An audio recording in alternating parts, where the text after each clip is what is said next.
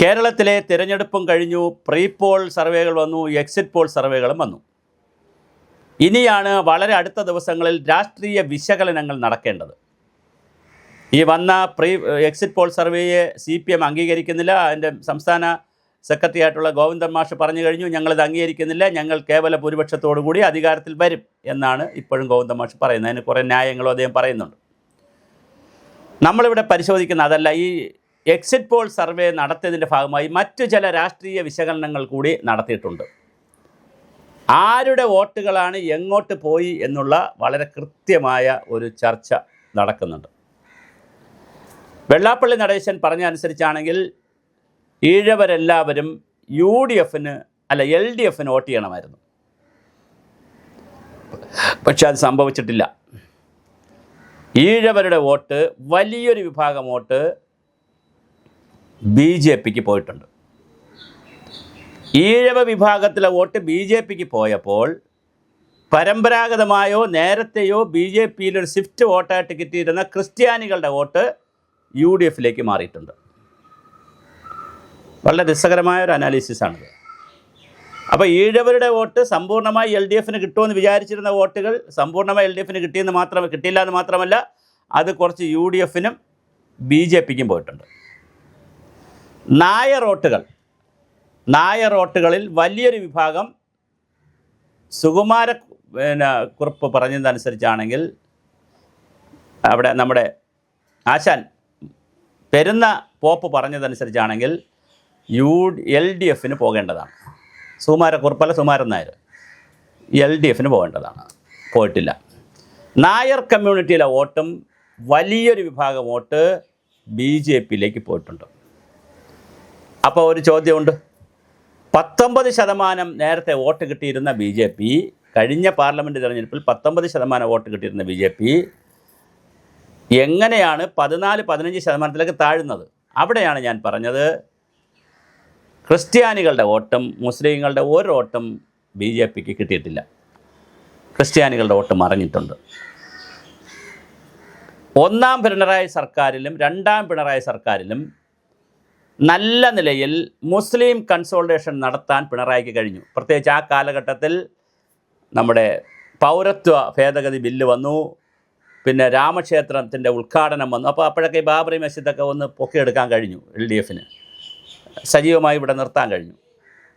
അങ്ങനെ പൗരത്വ ബില്ല്, ഇങ്ങനെ പല കാര്യങ്ങൾ വന്നപ്പോൾ ഒരു മുസ്ലിം രക്ഷകനായി കാന്തപുരം അബൂബക്കർ മുസ്ലിയാരുടെ വലതുവശത്തിരുന്നും മറ്റ് വലിയ മുസ്ലിം നേതാക്കളുടെ ഇടതുവശത്തും വലതുവശത്തൊക്കെ ഇരുന്ന് കോഴിക്കോടൊക്കെ വലിയ സമ്മേളനങ്ങൾ നടത്തി.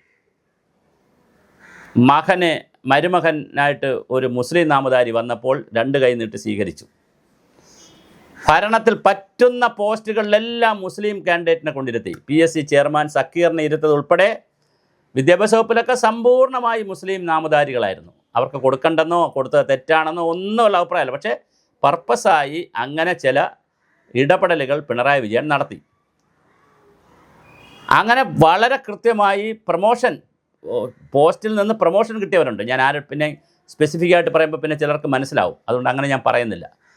വളരെ ഹയർ പോസ്റ്റിലെ പ്രൊമോഷനുകൾക്ക് പോലും അടുത്ത കേഡറിലേക്കോ അടുത്ത സ്റ്റാറ്റസിലേക്ക് പോകാനായിട്ടൊക്കെ വലിയ തോതിൽ മുസ്ലിം പ്രീണനം നടത്തി പിണറായി വിജയൻ. പക്ഷേ അതിൻ്റെ ഗുണഫലം പാർലമെൻറ്റ് തിരഞ്ഞെടുപ്പിനും ഉണ്ടായില്ല, പഞ്ചായത്ത് തിരഞ്ഞെടുപ്പിനും ഉണ്ടായില്ല. പാർലമെൻറ്റ് തിരഞ്ഞെടുപ്പിന് ഉണ്ടാകാതെ പോയത് കൊണ്ട് തന്നെ നേരെ ക്രിസ്ത്യാനികളുടെ അടുത്തോട്ട് വച്ച് പിടിച്ചു.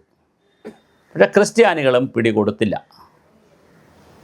ഈ ക്രിസ്ത്യാനികളും മുസ്ലിങ്ങളും പിടികൊടുക്കുന്നില്ല എന്ന് കണ്ടതുകൊണ്ട് അവരെ വിട്ടിട്ട് നേരെ ഹിന്ദുവിൻ്റെ അടുത്ത് പിടിച്ചു. അങ്ങനെയാണ് ഈ ശബരിമല അയ്യപ്പ സംഘമൊക്കെ നടത്തിയത്. ശബരിമലയിൽ സ്ത്രീകളെ കയറ്റണ്ട, സ്ത്രീകൾ 10-9 വയസ്സിനിടയ്ക്കുള്ളവർ കയറ്റണ്ട എന്നൊരു നിലപാട് എടുക്കാം എന്നുള്ള ഒരു മെസ്സേജ്. നിലപാടിപ്പോൾ കോടതിയിലെടുത്തത് ഇപ്പോഴാണ്, പക്ഷേ നേരത്തെ തന്നെ അതൊരു മെസ്സേജ്, ഞങ്ങൾ വിശ്വാസികളുടെ കൂടെയാണ് എന്നൊരു മെസ്സേജ് കേരളത്തിൽ ഇറക്കി വിട്ടു. അങ്ങനെ BJP പ്രതിരോധിക്കാനെന്ന് പറഞ്ഞ് NSSൻ്റെയും SNDPയുടെയും വോട്ട് പിടിക്കാൻ വേണ്ടി വലിയ അധ്വാനം LDF ചെയ്തു. പക്ഷേ വോട്ട് കിട്ടിയിട്ടില്ല. ഈ തെരഞ്ഞെടുപ്പിൻ്റെ എക്സിറ്റ് പോൾ പ്രകാരം കിട്ടിയിട്ടില്ല. അപ്പോൾ നമ്മൾ പിന്നെ പട്ടികജാതി പട്ടികവർഗ്ഗക്കാരായ പിന്നോക്ക വിഭാഗക്കാരായിട്ടുള്ള കുറച്ച് ആളുകളുണ്ട്. അവരുടെ വോട്ട് കൃത്യമായി LDF ഇപ്രാവശ്യം കൂടുതൽ കിട്ടിയിട്ടുണ്ട്. ഇതെല്ലാം എൻ്റെ കണക്കല്ല, സ്റ്റാറ്റിസ്റ്റിക്സ് ഈ വന്ന 10 സർവേകളുടെയും 10ഓളം ഏജൻസികളുടെ സർവേകളെയും അനലൈസ് ചെയ്ത് അത് പഠിച്ച് വിശകലനം ചെയ്ത് ഞാൻ പറയുന്നതാണ്. അതിൽ തെറ്റുണ്ടാവാൻ ശരിയുണ്ടാകും, നമുക്ക് ചർച്ച ചെയ്യാം. അപ്പോൾ ഹിന്ദു കമ്മ്യൂണിറ്റി മതവിഭാഗം, മുസ്ലിം മതവിഭാഗം, ക്രിസ്ത്യൻ മതവിഭാഗം, ഹിന്ദുവിനകത്ത് തന്നെ ഈഴവ, നായർ, മറ്റ് പിന്നോക്ക വിഭാഗക്കാർ, അല്ലെങ്കിൽ പട്ടികജാതി പട്ടികവർഗക്കാർ ഉൾപ്പെടെയുള്ള ആളുകൾ, പിന്നെ നമ്പൂതിരി പോലുള്ള വേറെ കുറച്ച് ആളുകൾ, ഇങ്ങനെ ഒരു 3-4 കാറ്റഗറിയാണ്. അതിൽ നമ്പൂതിരി, ബ്രാഹ്മിൺസ് അങ്ങനെയുള്ള വലിയ വിഭാഗത്തിൻ്റെ വോട്ട് BJPക്ക് അടപടലം പോയിട്ടുണ്ട്. തർക്കം എല്ലാ കാലത്തും പോകുന്നതാണ്, അത് പോയിട്ടുണ്ട്. ഒരു ഹിന്ദു വിശ്വാസത്തിൻ്റെ ഭാഗമായിട്ടുള്ള വോട്ട് ഒരുപാട് പോയിട്ടുണ്ട് BJPക്ക്. നായർ വോട്ട് നല്ലൊരു ഭാഗം BJP കിട്ടിയിട്ടുണ്ട്, കുറേ ഭാഗം UDFനും കിട്ടിയിട്ടുണ്ട്, LDFന് കിട്ടിയിട്ടുണ്ട്. ഇപ്പോൾ മുരളീധരൻ മത്സരിക്കുന്നിടം, അതുപോലെ രമേശ് ചെന്നിത്തലയുടെ ഹരിപ്പാട്, ഇങ്ങനെയുള്ള സ്ഥലങ്ങളിലൊക്കെ നായർ വോട്ട് കൂടുതലും കിട്ടിയിരിക്കുന്നത് UDFന് കിട്ടിയിട്ടുണ്ട്. എങ്കിലല്ലേ അവർ ജയിക്കത്തുള്ളൂ. ഈഴവ വോട്ടും 2ആയി സ്പ്ലിറ്റ് ചെയ്യും. UDFന് കുറേ പോയിട്ടുണ്ട്, BJPക്ക് കുറേ പോയിട്ടുണ്ട്. പിന്നെ വരുന്ന സീറ്റെന്ന് പറഞ്ഞാൽ പട്ടികജാതി പട്ടികവർഗക്കാരാണ്. അത് നന്നായി LDFന് ഇപ്പോൾ ക്യാഷ് ചെയ്യാൻ പറ്റിയിട്ടുണ്ട്. ഇതാണ് ജാതി സമവാക്യമെങ്കിൽ സർക്കാർ ഉദ്യോഗസ്ഥർ വളരെ കൃത്യമായി LDFനെ പറ്റിച്ചു. അവരുടെ DA, DR, പെൻഷൻ, മെഡിസെപ്പ് ഇങ്ങനെയുള്ള കുറേ കാര്യങ്ങളുള്ളത് കൊണ്ട് സർക്കാർ ഉദ്യോഗസ്ഥർ കൃത്യമായി പിണറായിയെ പറ്റിച്ചു. അപ്പോൾ സർക്കാർ ഉദ്യോഗസ്ഥർ, പിന്നെ ആശാ വർക്കേഴ്സിൻ്റെ കാര്യങ്ങൾ, അംഗനവാടിക്കാർ, ഇങ്ങനെ കുറേ വിഭാഗക്കാരും ഈ ജാതി സമവാക്യത്തിൽ, ഞാൻ പറഞ്ഞ ജാതി സമവാക്യം കൂടെ കിടക്കുന്നത് കൊണ്ടാണ് ഇപ്പോൾ വന്നിരിക്കുന്ന എക്സിറ്റ് പോൾ പ്രകാരം LDF പുറകിൽ നിൽക്കുന്നത്. ഇത് മാറാം. ഈ എക്സിറ്റ് പോളുകൾ പറഞ്ഞനുസരിച്ച് ഈഴവരും നായന്മാരും നമ്പൂരിമാരും ക്രിസ്ത്യാനികളും പിന്നെ മുസ്ലിങ്ങളും അതുപോലെ പോയി വോട്ട് ചെയ്തോളൊന്നും നിർബന്ധമൊന്നുമില്ല. മാറാം, മറിയാം, വലിയ മാറ്റമുണ്ടാകാം. പക്ഷേ ഇപ്പോഴത്തെ കേൾവി അനുസരിച്ച്, ഇപ്പോഴത്തെ കണക്കനുസരിച്ച് ഞാൻ ഈ പറഞ്ഞതാണ് സംഭവിച്ചിരിക്കുന്നത്. മുസ്ലിം വോട്ട് കംപ്ലീറ്റ് പോയിരിക്കുന്നത് UDFനാണ്, ക്രിസ്ത്യൻ വോട്ട് കംപ്ലീറ്റ് പോയിരിക്കുന്നത് UDFനാണ്. വളരെ നാമമാത്രമായി BJPക്കും LDFനും കിട്ടിയിട്ടുണ്ട്. ഈഴവ വോട്ട് UDFന് പോയി, BJPക്ക് വലിയൊരു ഭാഗം പോയിട്ടുണ്ട്. നായർ വോട്ട് BJPക്ക് ഒരു വലിയ പങ്ക് പോയിട്ടുണ്ട്, UDFന് പോയിട്ടുണ്ട്.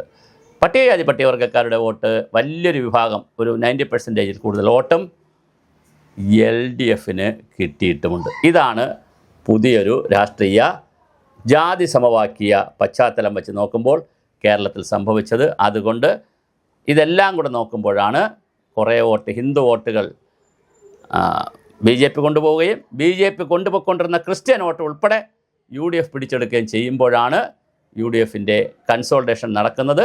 അപ്പോഴവിടെയാണ് പരമ്പരാഗതമായി LDFന് കിട്ടിക്കൊണ്ടിരുന്ന നമ്മുടെ ഈഴവ, നായർ, ക്രിസ്ത്യൻ, മുസ്ലിം വോട്ടുകളിൽ ചോർച്ച ഉണ്ടായപ്പോഴാണ് ഈ സർവേകളനുസരിച്ച് LDF ഒരുപാട് പിറകിലേക്ക് മാറി നിൽക്കുന്നത്.